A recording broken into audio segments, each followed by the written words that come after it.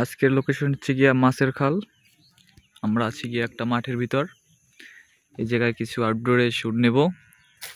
আমাদের ক্লায়েন্ট হচ্ছে গিয়ে ওই এই যে, যদিও খালি গিয়ে দেখান যাবে না। সূর্যের সাথে সাথে কিছু শট নেব, বা সন্ধ্যা হইলে কিছু শট নেব। রাবি ভাই এই জায়গার যে মেইন ভিউটা হচ্ছে আমরা আসছি যে এই যে তাল গাছগুলো আছে, এই জায়গায় কিছু রাস্তার মাঝখানে ক্লায়েন্টকে দাঁড় করিয়ে কিছু ছবি নেব পোর্ট্রেট। আমাদের মেইন উদ্দেশ্য হচ্ছে গিয়া তাল গাছ।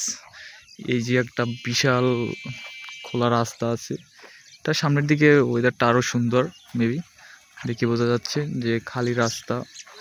আরও সামনের দিকে আগাবো আমরা।